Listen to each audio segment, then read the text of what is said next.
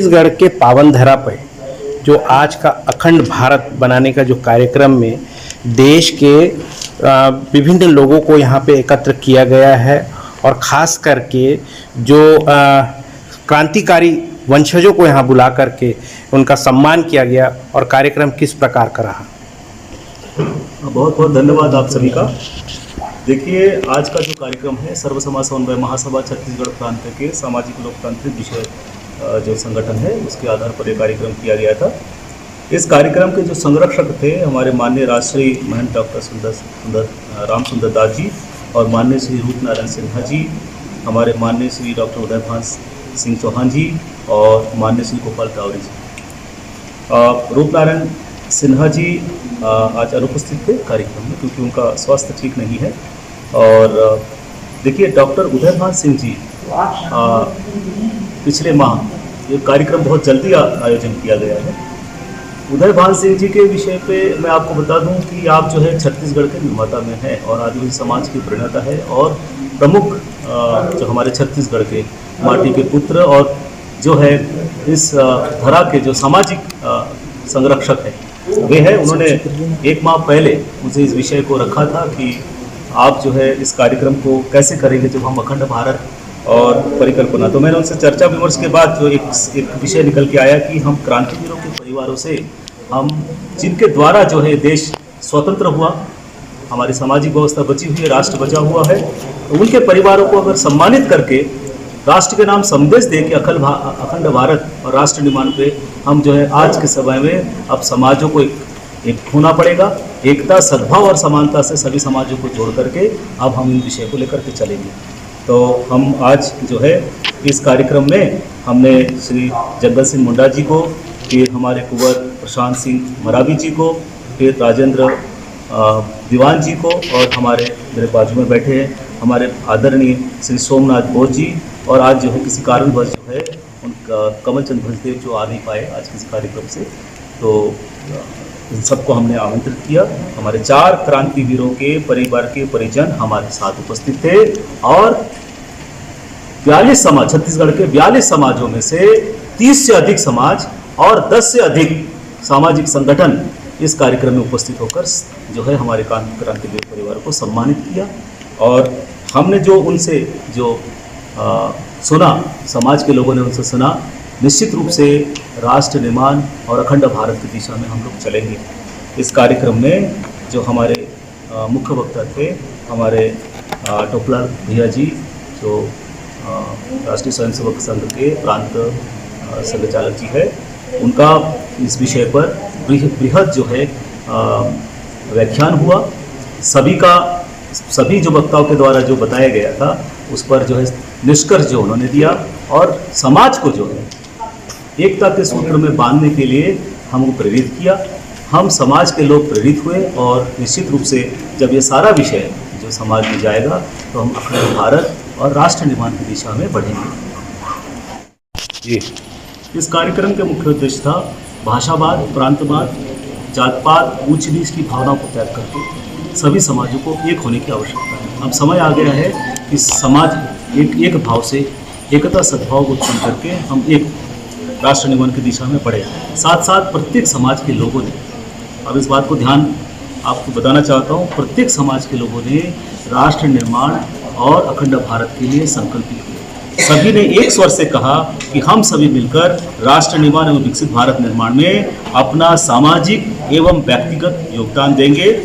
और इस संकल्प के साथ लोग अपने अपने यहाँ से स्थान से विदा हुए। निश्चित रूप से समाज में विषय जाएगा और हम आगे बढ़ेंगे। बहुत बहुत धन्यवाद। परिचय दे। मैं प्रोफेसर डॉक्टर संजीव कदमकर वशिष्ठ, सर्व समाज समन्वय महासभा के प्रांत अध्यक्ष हूँ। सर्व समाज समन्वय कह रहे हैं बैनर तले कि सभी समाज को जोड़ने की बात, और 42 समाज जुड़ गए। क्या आप मुझे बताइए, उस समय अंग्रेजों से लड़े थे हमारे पूर्वज, आपके यहाँ तो आप साक्षात उनके आप प्रत्यक्ष एक तरीके से कहें डायरेक्ट साक्षी है। संभव कितने, क्योंकि समाज में खाइयां लोग बटे हुए, राजनीतिक वश बटे हुए, आर्थिक जाति वश बटे हुए, इस धरा में और इस समाज यानी सर्व समाज समन्वय को क्या संदेश कहेंगे इसके लिए और मजबूत बनने के लिए? देखिए, जो बटे हुए है उसको तो एक करना जरूरी है। वो तो गलती से बट गए। कैसे सर, कैसे करिए? आम आदमी को जागरूक करना पड़ेंगे, सनातन शास्त्रों को सामने ले आकर उनको समझाना पड़ेंगे कि ये कोई, आप बोलिए तो दलित जो शब्द है वो कोई पुराण, रामायण, महाभारत इसमें है। तो ये सब शब्द बाद में ले आया गया,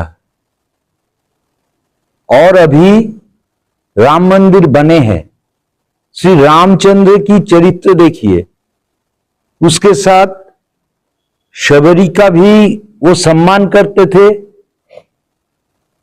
कई बार तो जो नाव चालक उनको नदी पार किए थे उसको भी सम्मान करते थे। हनुमान जी को भी अपने भाई से ज्यादा मानते थे, और जो राक्षस थे विभीषण उसको भी गले मिलाए थे। सर दिक्कत यही है ना, राम जी ने ऐसा कर लिया, विशाल हृदय है वो, पर आज के समाज में ऐसा नहीं हो पा रहा है। और दूसरी इसी में एक सवाल जुड़ा हुआ है कि सर्व समाज समन्वय को आप किस दृष्टि से देखते हैं? इनका कार्य, इनकी शैली कैसा लग रहा है आपको? आप धरती छत्तीसगढ़ के में आए, बताए सर।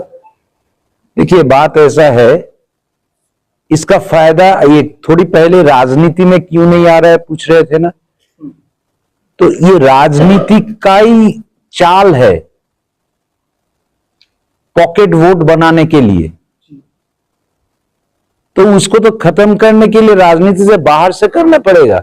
जब सनातन धर्म जागरूक हो जाएंगे तब वो खुद ब खुद वो लोग भाग जाएंगे जो इससे फायदा लेकर राजनीति में जगह जगह में, प्रदेश प्रदेश में देखा जा रहा है कि पॉकेट वोट की यूटिलाइज किया जा रहा है।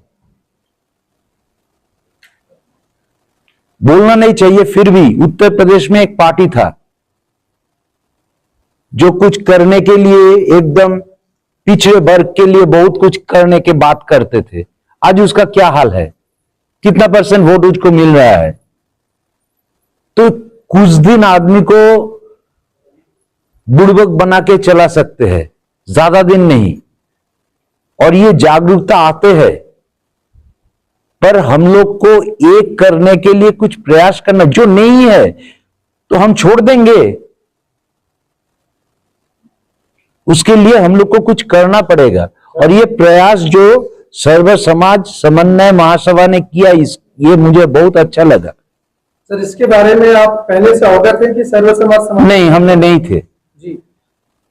उदय भान जी ने हमको फोन किए थे, मेरे एक मित्र के द्वारा उनको मेरे नंबर मिला, उन्होंने भी हमको बोला था, हमने टॉपिक पूछा, हमको बहुत अच्छा लगा, हमने उनको कमिट किए थे हम आएंगे, हम आए हैं। सर आज की इस कार्यक्रम कैसा रहा, कितना सफल लगा आपको, बताएं। तीसरी कार्यक्रम बहुत अच्छा तरीकेना और आयारते सबन नेका के सबन समूह रेन हर समाज रेन हड़ को मन रे जुड़न जनाते नया संगठन और समाज को आयारते बढ़ावा जरूरी मेना। इन लेकते सबन समाज रेन हड़ को एक झूठना है के चिके भारत रसीदा पूर्वज हाड़म हड़ को लड़ाई किना इन लेका लड़ाई हुआ इन लेका के ओलो सीधे तैनो हुआ जी अलग अलग समाज रेन हड़ को और को लड़ाई की नाते ने भारत को आज़ाद एकदा इन लेका के नया और से लड़ाई हुआ। सर ये सवाल ये है कि आज से 75 साल पहले सारा देश जो है अंग्रेजों से लड़ा था, अब किसकी लड़ाई है, क्या हासिल करना चाह रहे हैं? ना तो नया इन लेकर के सीधे को लड़ाई के इन लेकर के ना को नया भारत ओम से एकदम लड़ाई रा जरूरत में ना इनते नया समाज सबन जुड़ो के आते के सबन लड़ाई हुआ इनते ऐसा आते निम्न जगह के आते के जो बहुत परिचय दीजिए। अजाल तो जंगल सिंह मुंडा विश्व भगवान वंशज। कितना सफल रहा सर, आप रानी दुर्गावती वंशज से आते हैं जी। उस समय की लड़ाई और अब समाज को सर्व समाज जोड़ने की जो लड़ाई लड़ रही है एक तरीके से, जी जी कैसा लगा आप? जी सर्वप्रथम मेरा सभी दर्शकों को सादर सेवा जोहार। जी जैसा कि आपका सवाल है कि उस समय की लड़ाई और अब की लड़ाई में मेरा मानना है कि तरीके बदल गए हैं, लेकिन लड़ाई लगभग वैसी ही है जैसे उस समय हुआ करती थी। पहले हथियारों से लड़ा जाता था, विचारों से लड़ा जाता था, अपनी रियासत, अपनी संस्कृति, अपनी जल जंगल जमीन, उसको बचाने के लिए लड़ा जाता था। और आज हथियार तो है नहीं, विचारों की लड़ाई है, कलम की लड़ाई है ना, जल जंगल जमीन की ही लड़ाई है ना। इसमें तरीके बदल गए हैं, संघर्ष वही है। और मेरा मानना है कि हम बहुत सी चीजों से आजाद तो हो गए हैं, लेकिन अभी बहुत सी चीजें जो समाज में बुराइयां व्याप्त हैं उनसे आजाद होना बाकी है। छुआछूत, असमानता, भेदभाव, है ना। तो हमें जो आज का कार्यक्रम हुआ सर्व समाज समन्वय महासभा के माध्यम से सभी समाज को एकजुट करके इन बुराइयों के खिलाफ लड़ने की, मेरा मानना है कि एक बहुत ही सफल प्रयास था और भविष्य में इसके सार्थक परिणाम निकलेंगे। सर एक बात है जी कि आदिवासी समाज जो जी सुनने को आ रहा है जी वो अपने आप को हिंदू नहीं मानता। जी जी इस विषय पर आपका क्या कहना और आपकी भूमिका इस मंच में हुई है? जी देखिए, अगर इतिहास देखेंगे तो आदिवासी समाज की या गौंड समाज की या किसी भी समाज की कहें, आदिवासी में जितनी शाखाएं आती हैं, इनका एक अपनी खुद की संस्कृति भाषा रही है, इनका वो पालन करते आए हैं। और कहीं ना कहीं जो हमारे पुरखों की लड़ाई थी जल जंगल जमीन संस्कृति को बचाने के लिए हमेशा से रही है। तो ये उन्हीं की लड़ाई को आगे ले जाते हुए इनका मानना है कि हम उसी चीज को बचाने के लिए, अपने उसी हक अधिकार को पाने के लिए हम लड़ रहे हैं उसमें। ऐसा नहीं है कि किसी जाति, धर्म या विशेष समुदाय से कोई ऐसा इनका नफरत है या कुछ ऐसा, वो नहीं है। ये केवल अपने हक अधिकारों के लिए, अपनी संस्कृति बचाने के लिए ही लड़ रहे हैं। सर आज का जो ये कार्यक्रम में आपने भाग लिया और इस कार्यक्रम में जो उद्देश्य बताए हैं उस उद्देश्य से आप कितना इस्तेमाल करें? नमस्कार, मैं राजेंद्र सिंह दीवान, प्रपौत्र स्वर्गीय शहीद वीर नारायण सिंह सोना खां। आज जो कार्यक्रम किए और कार्यक्रम में जो निमंत्रण दिए, यहाँ आके पता चला कि सर्व समाज समन्वय महासभा का जो उद्देश्य है, हर समाज को एकत्रित करके एक उद्देश्य के लिए, अपने अधिकार के लिए लड़ना, ये बड़ा अच्छा लगा। क्योंकि हमारा देश जब स्वतंत्रता की लड़ाई हुई उसमें हर समाज के लोग भाग लिए, हर समाज के लोग अपना त्याग किए। और आज स्वतंत्र भारत में सब अपना अपना खिचड़ी अलग पका रहे हैं, तो सबको एकत्रित एक मंच में लाना एक सराहनीय कार्य है। प्रथम तो मैं समस्त भारतवासियों को मेरा सादर नमस्कार, जय जोहार। और जिस सर्व समाज समन्वय महासभा के सारे लोगों ने एक विजन, एक दिशा सोचा और उसकी सोच की परिणति का आज राजधानी रायपुर में हमारे क्रांतिकारी वंशज यहाँ आए, उनका सादर अभिवादन करते हुए, और जिस बात का आपने मेरे से प्रश्न किया है वो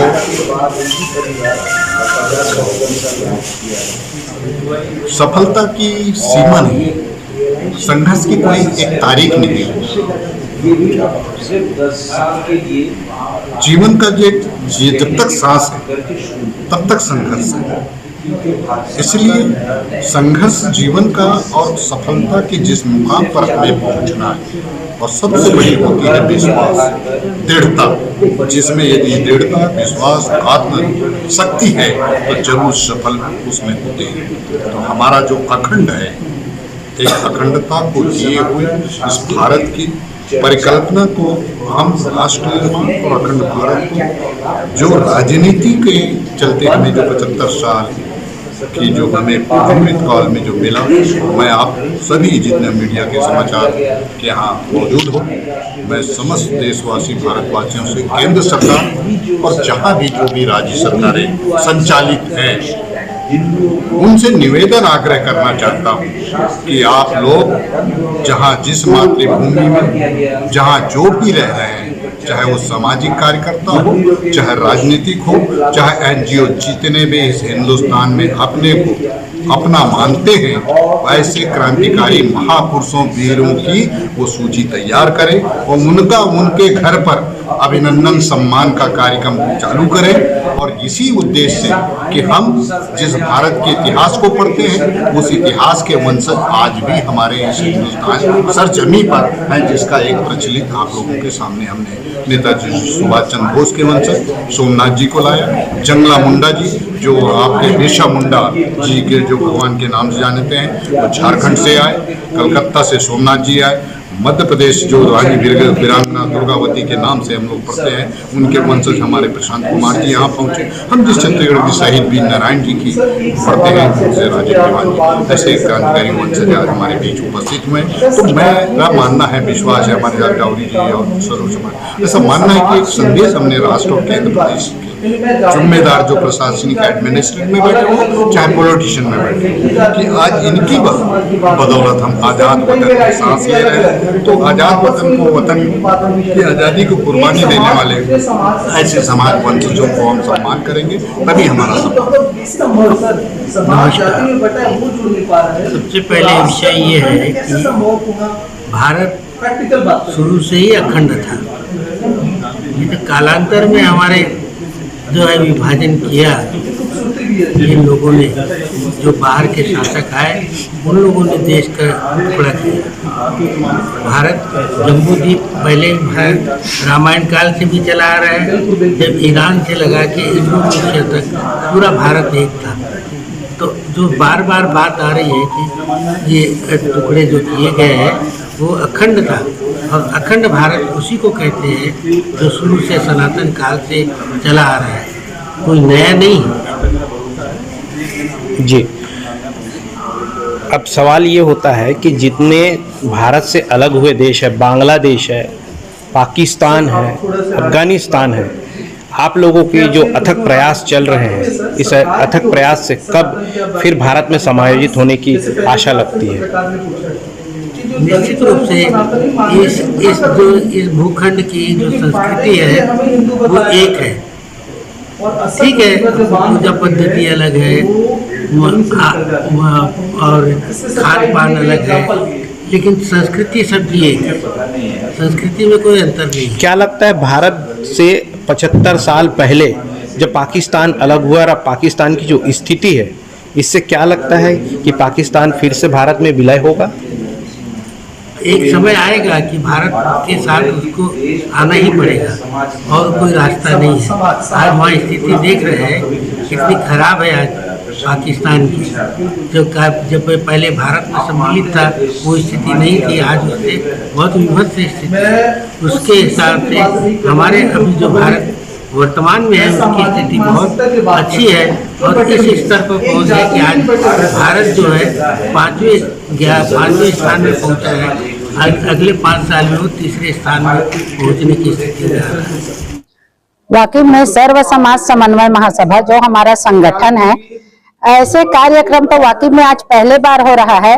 और ये हमारे डॉक्टर उदयभान चौहान जी, जो उनका सपना था कि जो हमारे देश को स्वतंत्र किए जो क्रांतिवीर है उनके परिवारों का सम्मान करना एक कितना बढ़िया विचार था।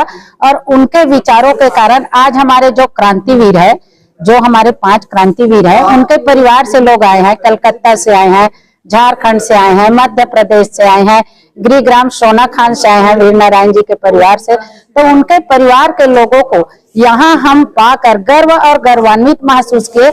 आज जितने यहाँ के समाज है, लगभग अभी 30 समाज के लोग और अन्य और सामाजिक संगठन के द्वारा उन क्रांतिवीर परिवारों का सम्मान हुआ, तो हमारे लिए गर्व की बात है। सर्व समाज समन्वय महासभा का उद्देश्य है क्षेत्रवाद, भाषावाद, जातिवाद सबसे दूर हटकर राष्ट्र निर्माण, एक राष्ट्र के साथ हम काम करें, एकता, सद्भाव, समानता के साथ हम काम करें, सामाजिक लोकतांत्रिक विचारधारा से हम काम करें। इन्हीं उद्देश्यों को लेकर सर्व समाज समन्वय महासभा काम कर रही है। मैं लता ऋषि चंद्राकर, सर्व समाज समन्वय महासभा नारी शक्ति की प्रदेश महिला अध्यक्ष। सर्व समाज समन्वय महासभा छत्तीसगढ़ की आज ये पहला कार्यक्रम है छत्तीसगढ़ की पावन धरा में, जिसमें हमारे जो वंशज हैं क्रांतिकारियों के वंशज है, उनको हम लोगों ने आमंत्रित किया था और उनका आज एक सम्मान समारोह था। हमारे इस कार्यक्रम में लगभग 42 समाजों के लोग आए थे और विभिन्न संगठनों से भी लोग आए थे। मैं सिर्फ ये कहना चाहती हूँ कि जिनके कारण, जिनके बलिदान से आज हम सांस ले रहे हैं, आज उनको अपने सामने पाकर मैं अपने आप को बहुत गौरवान्वित महसूस कर रही हूँ, क्योंकि हम लोगों ने इतिहास में पढ़ा था और सुना था, लेकिन आज डॉक्टर उदयभान सिंह चौहान जी, छत्तीसगढ़ राज्य के निर्माता और हमारे सर्व समाज समन्वय महासभा के संरक्षक, जिनकी वजह से, जिनके सपने को आज हम लोगों ने पूरा करने का प्रयास किया है। और आज मैं ये देखती हूँ सिर्फ 4 लाइनों में कि मिट्टी ने एकता की तो ईंट बनी, ईंट ने एकता की तो दीवार बनी और दीवार ने एकता की तो घर बना। ये बेजान चीजें अगर एक हो सकती हैं तो हम सब इंसान क्यों नहीं। आज इसी सब 4 लाइनों को अपने भाषा में परिभाषित करते हुए मैं सभी सर्व समाजों से ये अनुनय और विनती करती हूँ कि सभी समाज एक होके मिलजुल के काम करें। आपका परिचय?